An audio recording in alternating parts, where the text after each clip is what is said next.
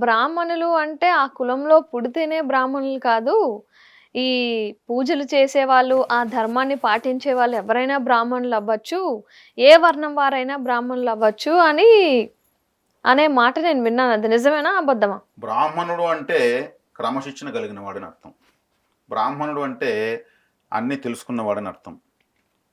బ్రాహ్మణుడు అంటే సంపూర్ణత కలిగిన వాడని అర్థం. బ్రాహ్మణుడు అంటే బ్రహ్మజ్ఞానం ఉన్నవాడని అర్థం. హ్మ్. కాబట్టి పుట్టుకతో ఎవరు బ్రాహ్మణులు కారు.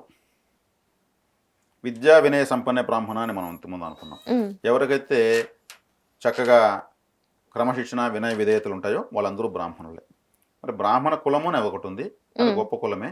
వాళ్ళు పౌరోహిత్యం అవును. చేస్తూ ఉంటారు. చేస్తుంటారు. బ్రాహ్మణులు, నాయి బ్రాహ్మణులు, విశ్వబ్రాహ్మణులు అనే 3 రకాలు. ఇంకా కూడా ఎవరైనా ఉన్నారేమో ఉండొచ్చు. హ్మ్. విశ్వబ్రాహ్మణులు అంటే వాళ్ళు రావణ బ్రహ్మ విశ్వబ్రాహ్మణుడే. హ్మ్. శుక్రాచార్యుల వారు విశ్వబ్రాహ్మణుడే. ఇలా చెప్తారు. మరి వాళ్ళందరూ చరిత్రలో ఉన్నారు గొప్పవాళ్ళు. హ్మ్. విశ్వకర్మ విశ్వబ్రాహ్మణుడే. వీరబ్రహ్మేంద్ర స్వామి విశ్వబ్రాహ్మణుడే. నాయి బ్రాహ్మణులు అంటే ఈ మంగళ వాయిద్యాలు వాయించే వాళ్ళు అవును. నాయి నాయి బ్రాహ్మణులు. బ్రాహ్మణులు. అవును. వాళ్ళకు కూడా బ్రాహ్మణత్వం వచ్చింది. మరి వీళ్ళు అనాదిగా ప్రాచీన కాలం నుంచి యుగ యుగాలుగా ఉన్నటువంటి కులాలు ఇవి.